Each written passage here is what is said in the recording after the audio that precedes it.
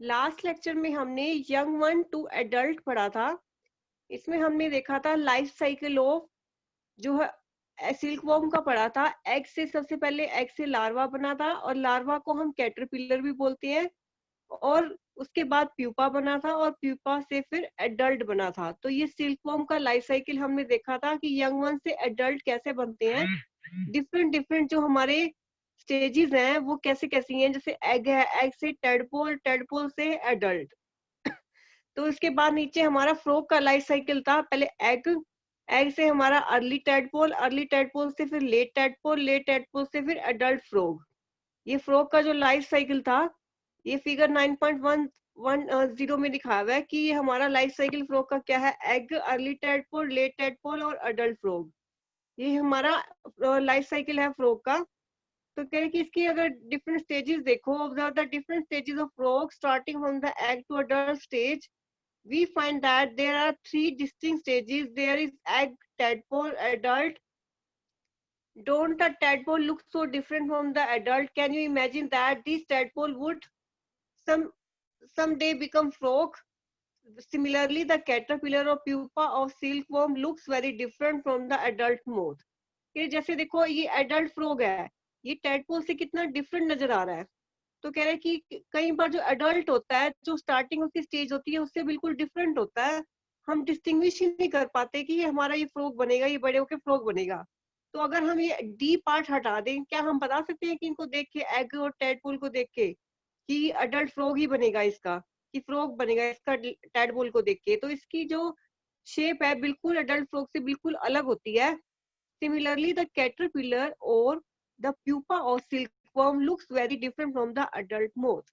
यानी वैसे ही जैसे इसमें फ्रॉग में है, वैसे सिल्कवॉर्म में भी अडल्ट मोथ और सिल्कवॉर्म बिल्कुल अलग अलग होते हैं। The features that are present in adult are not found in the young ones. कह रहे वो फीचर जो एडल्ट में और यंग वन में सेम नहीं होते। Then what happens to caterpillars thereafter? You must have seen a beautiful moth emerging out of the cocoon. In the case of tadpole, they transform into the adult capable of jumping and swimming. तो कह रहे कि हमने देखा है कि beautiful moth निकलता हुआ देखा है कोकून से, जो सिल्कवॉर्म से कोकून से वो निकलता है, मोथ निकलता है। तो ये कह रहे कि बहुत ब्यूटीफुल तरीके से निकलता है। In the case of tadpole, क्या जैसे टेडपोल बना हुआ है, ये 9.10 में दिखा हुआ है, ये टेडपोल है। ये सबसे पहले ये छोटा छोटा टेडपोल बनता है और उसके बाद फिर एडल्ट में ट्रांसफॉर्म होता है। और पहले पहले वो धीरे धीरे जंपिंग सीखता है, स्विमिंग सीखता है। The transformation of larva into adult through drastic change is called Metamorphosis. जो इसको लार्वा को एडल्ट में चेंज होने की जो ट्रांसफॉर्मेशन है उसको बोलते हैं ड्रास्टिक, जो चेंज आता है उसको बोलते हैं मेटामॉर्फोसिस। जो बहुत बड़ा जो चेंज आता है लार्वा से एडल्ट में, लार्वा से जो एडल्ट में जो चेंज आता है उसको बोलते हैं Metamorphosis. What about the changes that we observe in our body as we grow? Do you think we do undergo metamorphosis? In human beings, body parts similar to those present in the adult are present from the time of birth. कह रहे human beings में जो body parts are similar to those present in adult are present from the time of birth. कह रहे starting में ही ये present होते थे ये फीचर्स। और मेटामॉर्फोसिस क्या होता है? जो बिल्कुल ड्रास्टिक चेंज आता है लार्वा से एडल्ट में, इसको बोलते हैं मेटामॉर्फोसिस। तो कह रहे कि या फिर क्या, what about the changes that we observe in our body as we grow? कह रहे कि जो हमारे बॉडी में चेंज होते हैं वो भी मेटामॉर्फोसिस के अंदर आते हैं? नहीं, क्योंकि जो छोटा बेबी होता है ह्यूमन बीइंग में, उसके उसके क्या होता है, एक नाक होती है, दो कान होते हैं, तो दो आईज होती हैं। तो ये सारी जो बड़े होते हैं तब भी सेम ही रहती है, तो ऐसा कोई ड्रास्टिक चेंज नहीं आता ह्यूमन बीइंग के अंदर। तो ह्यूमन बीइंग जो है मेटामॉर्फोसिस नहीं करता। तो हमने कल ये लास्ट लेक्चर में पढ़ा था, इसको हमने आज रिवाइज भी कर लिया। अब नेक्स्ट टॉपिक हमारा क्या है? Asexual reproduction. इससे पहले जो हमारा टॉपिक चल रहा था सेक्सुअल रिप्रोडक्शन, जिसमें मेल और फीमेल कंबाइन होके जाइगोट बनाते हैं, जाइगोट से बेबी बनता है, इसको बोलते हैं सेक्सुअल रिप्रोडक्शन। और सेक्सुअल रिप्रोडक्शन में जो है हमारा एक ही ऑर्गेनिज्म चाहिए होता है रिप्रोडक्शन के लिए, और वो किस में होता है? हाइड्रा में, अमीबा में, ये होता है asexual reproduction. So far we have learned about reproduction in some familiar animals, but what about very small animal like hydra and microorganism like amoeba? Do you know that they reproduce, let us find out.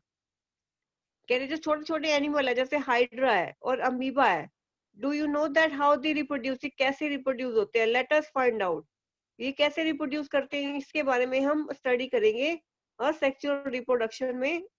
उसके बाद है activity 9.3, get permanent slide of hydra, observe them using hand lens और microscope.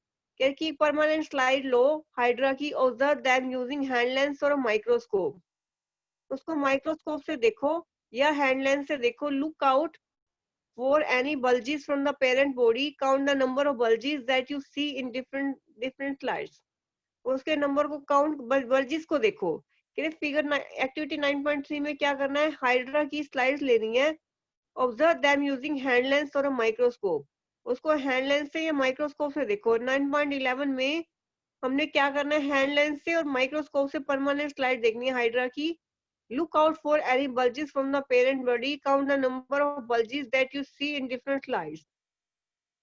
और number of bulges count करने हैं 9.11 में, जो ऊपर bulges नजर आ रहे हैं इसको काउंट करना है। Also note that the size of the bulges, draw the diagram of hydra as you see, compare it with the figure 9.11। उसमें नंबर ऑफ bulges काउंट करने हैं, जैसे 9.11 में ए में bulges नजर आ रहे हैं एक, और सेकंड में भी एक ही नजर आ रहे हैं। उसके बाद सी वाले फिगर में जो है एक बल्ज के आगे बहुत सारे आगे बल्जिस नजर आ रहे हैं, तो इसको काउंट करने हैं कि वे बल्जिस कितने आते हैं और इसका साइज कितना है, इसको हमने नोट करना है। और पहले कैसे नोट करना है, हाइड्रा की स्लाइड लेनी है, उसको माइक्रोस्कोप से देखना है और उसमें देखना है कि बल्जिस कितने हैं और उसके नंबर ऑफ बल्जिस काउंट करने हैं और उसका साइज कितना है बल्जिस का वो काउंट करना है और 9.11 फिगर से जो है कंपेयर करना है। In each hydra there may be one or more bulges। कह रहे इसमें एक बल्ज हो सकता है और एक से ज्यादा बल्जेस भी हो सकते हैं। These bulges are the developing new individual and they are called buds। और ये इस जो बल्जेस होते हैं इसको बोलते हैं buds। Recall the presence of buds in yeast in hydra to the new individual develop as outgrowth from a single parent। This type of reproduction in which only a single parent is involved is called asexual reproduction। इस type के reproduction को जिसमें एक single parent की जरूरत होती है उसको बोलते हैं asexual reproduction। Since new individual develop from the buds in hydra, this type of asexual reproduction is called budding। कि क्या कह रहे हैं कि क्योंकि जो नए इंडिविजुअल इसमें से निकलते हैं इस टाइप के रिप्रोडक्शन को बोलते हैं बर्डिंग। तो कह रहे हैं कि जो बल्जेस नजर आ रहे हैं इसको क्या कहते हैं, these bulges are developing new individual and they are called buds। इसको बर्ड्स बोलते हैं, जो हमारे हाइड्रा के अंदर बल्जेस नजर आ रहे हैं इसको बर्ड्स बोलते हैं।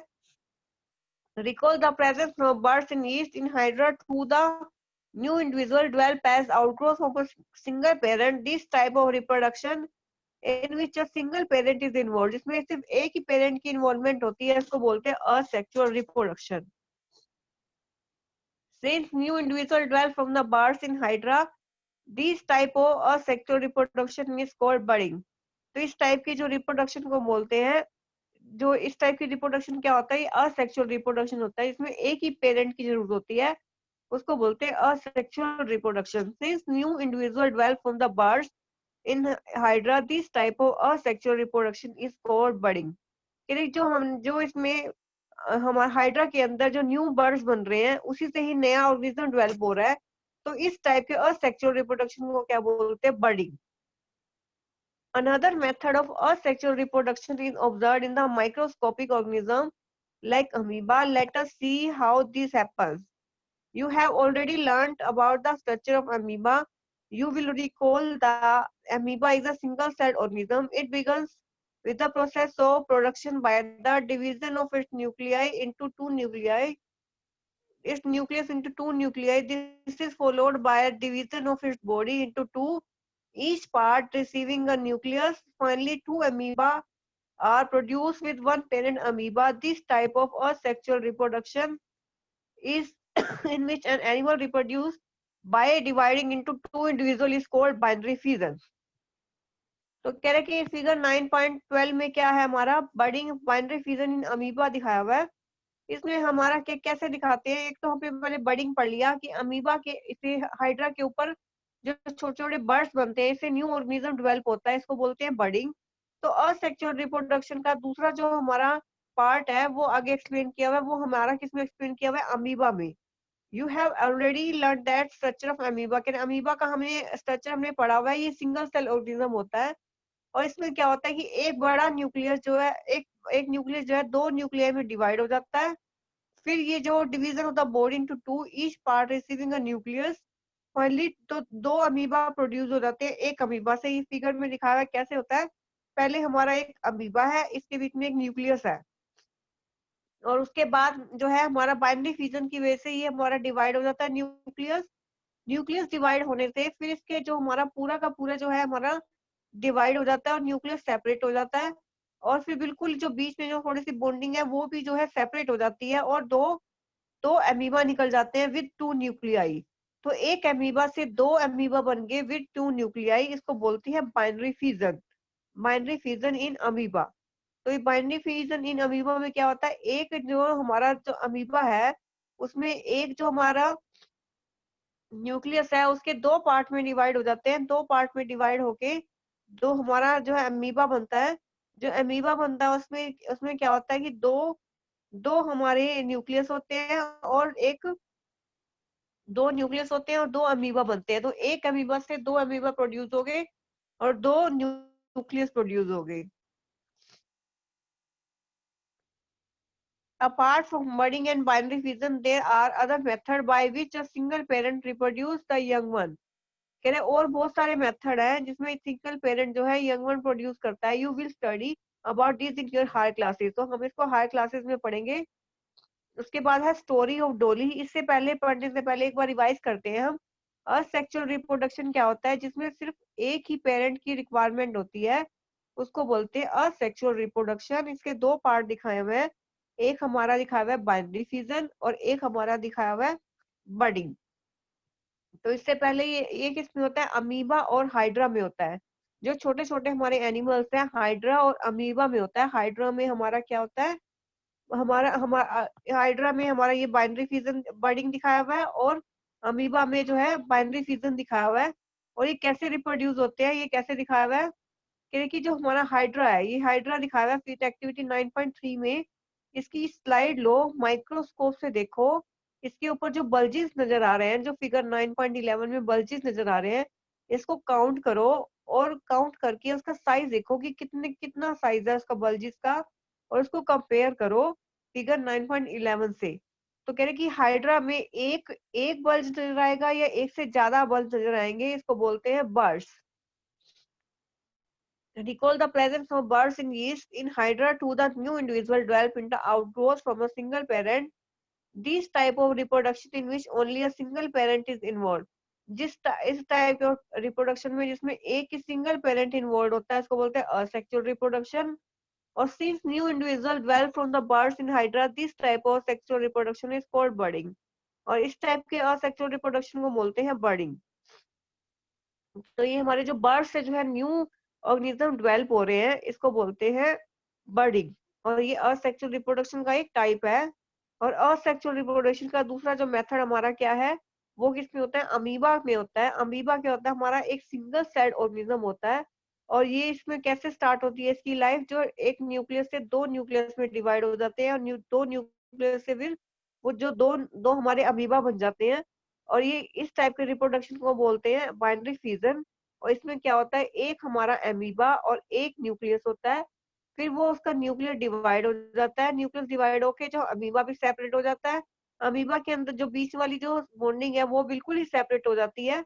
तो इसको इसको जो है हमारा एक अमीबा से दो अमीबा प्रोड्यूस हो गए, इसको बोलते हैं बाइनरी फ्यूजन इन अमीबा। तो ये हमारा असेक्सुअल रिप्रोडक्शन का टाइप है। Apart from budding and binary fission, there are other method by which क्या है कि बाइनरी फिजन और हमारे दूसरा मेथड हमारा था बर्डिंग। इसके अलावा और भी मेथड होते हैं असेक्सुअल रिप्रोडक्शन के, लेकिन इस क्लास में हमारे दो ही मेथड एक्सप्लेन किए हुए हैं, बाकी मेथड हमारे हायर क्लासेस में है। उसके बाद है स्टोरी ऑफ डोली द क्लोन। ये सिर्फ हमें एक बार स्टोरी याद रखनी है बस, और इसकी ज्यादा डिटेल में नहीं जाना है। तो इससे पहले एक बार सारा जो हमने चैप्टर पढ़ा है उसको हम रिवाइज करते हैं। रिप्रोडक्शन एनिमल में दो टाइप के हमारे रिप्रोडक्शन होते हैं, सेक्सुअल रिप्रोडक्शन और असेक्सुअल रिप्रोडक्शन। सेक्सुअल रिप्रोडक्शन में हमारे दो दो हमारे दो ऑर्गेनिज्म की रिक्वायरमेंट होती है, एक मेल और एक फीमेल। मेल और फीमेल कंबाइन होके जाइगोट बनाता है, जाइगोट से फिर नया इंडिविजुअल बनता है। तो इस टाइप के रिप्रोडक्शन को बोलते हैं सेक्सुअल रिप्रोडक्शन। और इसमें हमें यंग वन सबके लर्न करने हैं। ह्यूमन का यंग वन क्या है, कैट का क्या है, डॉग का क्या है, बटरफ्लाई का क्या है, हैन का, काऊ का और फ्रॉग का क्या है। उसके बाद हमारा था मेल सेक्सुअल रिप्रोडक्शन में हमारे दो पार्ट होते हैं, मेल रिप्रोडक्टिव ऑर्गन और female reproductive organ. Male reproductive organ के हमारे तीन पार्ट होते हैं, स्पर्म, पेनिस एंड टेस्टिस। जो टेस्टिस होते हैं ये दिखाया हुआ है, पेनिस बीच में है और ये स्पर्म है।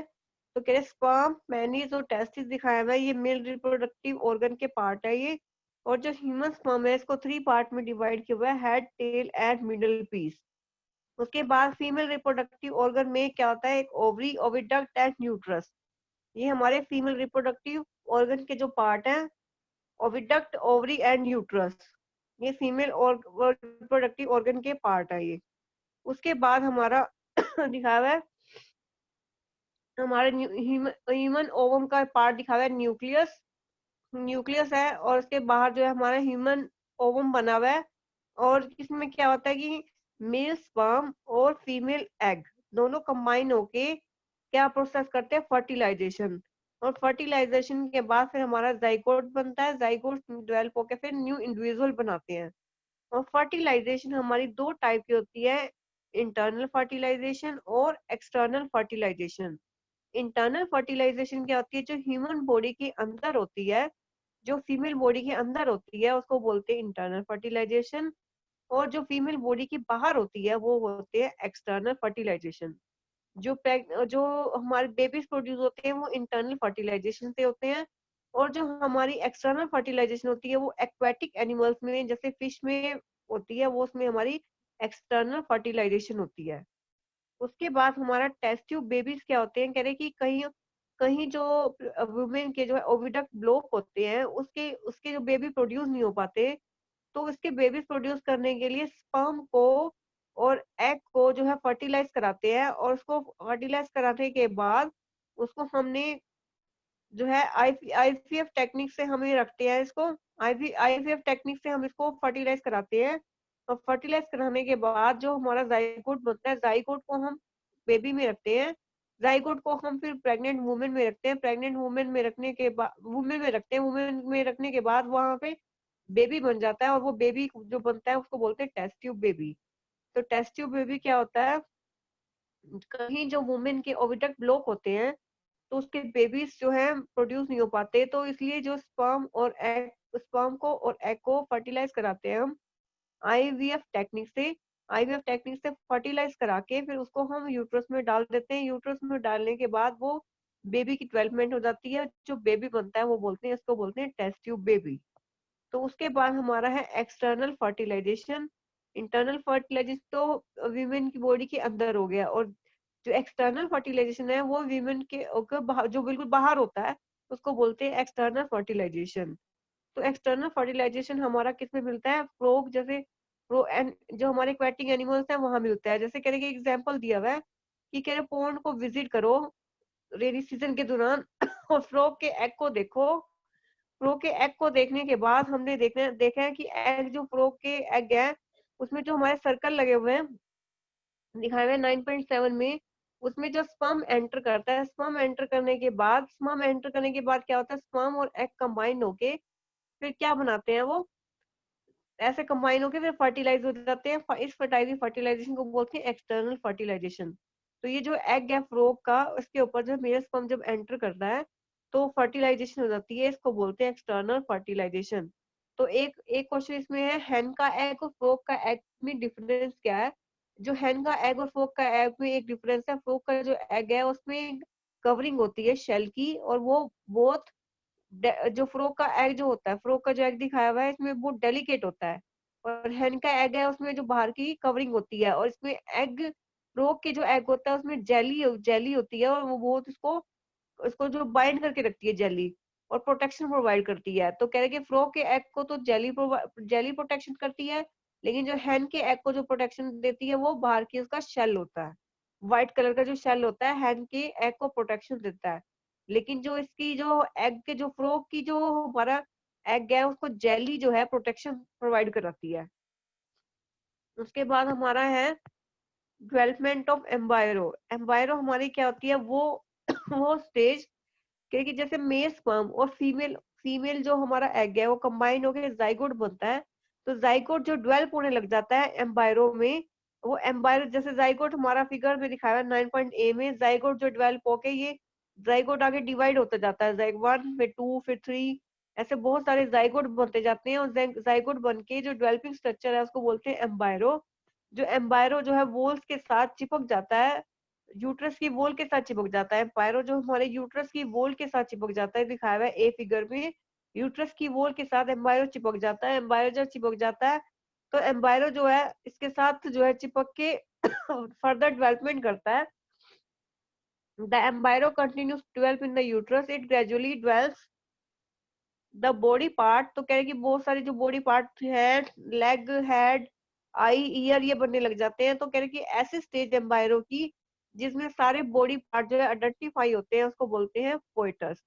कह रहे ये 9.9 फिगर दिखाया हुआ है। कह रहे कि वो स्टेज एम्बायरो की जिसमें बॉडी पार्ट जो है बिल्कुल आइडेंटिफाई हो सकते हैं, इसको बोलते हैं पोइटस।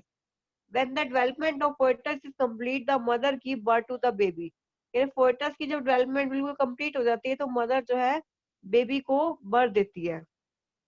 तो हमने पढ़ लिया एम्बायरो क्या होता है। जब जाइगोट डेवलप होने लग जाता है तो एम्बायरो बनता है, और एम्बायरो फिर जो है हमारा यूट्रस के वॉल के साथ इम्बेडेड हो जाता है, चिपक जाता है। और वो फिर सारे जो पार्ट्स हैं, हैंड, लेग, आईज डेवलप होने लग जाते हैं। तो एम्बायरो की वो स्टेज जहाँ पे बॉडी पार्ट बिल्कुल आइडेंटिफाई हो जाते हैं उसको बोलते हैं पोएटस। ये पोएटस दिखाया हुआ है फिगर 9.9 में। उसके बाद हमने पढ़ा था विविपोरस एंड ओविपोरस एनिमल। जो एनिमल जो यंग वन को जो है बर्थ देते हैं वो विविपोरस एनिमल, जो एग को देते हैं वो बोलते हैं ओविपोरस एनिमल। इसके एग्जाम्पल लर्न करने थे। उसके बाद हमारा यंग वन टू एडल्ट, हमने बताया था कि यंग वन और एडल्ट में कई बार बहुत ज्यादा डिफरेंस होता है, हम डिस्टिंग्विश ही नहीं कर पाते उसके फीचर्स, एडल्ट के और यंग वन के जो फीचर्स होते हैं बिल्कुल अलग होते हैं। क्या है कि लाइफ साइकिल जो हमने सिल्कवॉर्म का पढ़ा था, एग से लार्वा, लार्वा से कैटरपिलर, कैटरपिलर लार्वा, लार्वा से प्यूपा, प्यूपा से फिर एडल्ट। और लाइफ साइकिल ऑफ फ्रॉग में एग से टेडपोल बने थे, टेडपोल से फ्रॉग बना था। तो टेडपोल और एडल्ट फ्रॉग जो बिल्कुल अलग अलग होते हैं। You must have seen a beautiful moth emerging out of the cocoon. In the case of tadpole, they transform into adult capable of jumping and swimming. The transformation of larva into adult through drastic change are called metamorphosis। कह रहे जो हमारा ये change आता है, बिल्कुल drastic change आता है, इसको बोलते हैं metamorphosis. What about the change that we observe in our body as we grow. कह रहे ऐसे जो चेंजेस आते हैं इसका हम जैसे जैसे बड़े होते हैं तो क्या क्या हमारे चेंजेस आते हैं इसके अंदर। Do you think we too undergo metamorphosis in human being body part similar to those present in adult are present from the time of birth? उसके बाद असेक्सुअल रिप्रोडक्शन में क्या है, जिसमें एक ही पेरेंट की रिक्वायरमेंट होती है, इसको बोलते हैं असेक्सुअल रिप्रोडक्शन। इसके दो पार्ट होते हैं, एक बर्डिंग होता है और एक बाइनरी फिजन होता है। बर्डिंग हमारी हाइड्रा में होती है और बाइनरी फिजन हमारी अमीबा के अंदर होती है। कह रहे ऐसे बर्डिंग देखने के लिए हमें हाइड्रा की स्लाइड लेते हैं, उसको माइक्रोस्कोप से देखते हैं तो उसमें बल्जिस नजर आते हैं, उसके बल्जिस को काउंट करना है और उसका साइज नोट करना है और फिगर 9.11 से कंपेयर करना है। कह रहे बहुत इसमें एक बल्जिस या एक से ज्यादा बल्जिस नजर आएंगे, इस बल्जिस को बोलते हैं बर्ड्स। और जो हमारा रिप्रोडक्शन है जिसमें एक ही पेरेंट की रिक्वायरमेंट होती है, इसको बोलते हैं asexual reproduction. Since new individual derived from the birds in the hydra, this type of asexual reproduction is called budding। कह रहे इसको बोलते हैं बर्डिंग। दूसरा जो मेथड है सेक्सुअल रिप्रोडक्शन का वो हमारा अमीबा के अंदर मिलता है। Let us see how this happens. उसके बाद बाइनरी फिजन इन अमीबा दिखा हुआ है। एक अमीबा से हमारे दो न्यूक्लियाई डिवाइड हो जाते हैं, दो न्यूक्लियाई डिवाइड होके फिर हमारा जो है एक हमारा ऑर्गेनिज्म बनता है, फिर उसके बाद बिल्कुल सेपरेट हो जाता है। तो एक अमीबा से जो दूसरा अमीबा, दो अमीबा बन जाते हैं विद टू न्यूक्लियाई। उसके बाद है story of Dolly and clone. तो इसको एक टॉपिक ये रह गया, बाकी हमने एक बार रिवाइज करा दिया सारा। हमने क्या क्या रिवाइज कराया, सेक्सुअल रिप्रोडक्शन, बाइनरी फ्यूजन और बर्डिंग। उसके बाद है story of Dolly and the clone. Cloning is the production of exact copy of a cell, any other living part or a complete organism.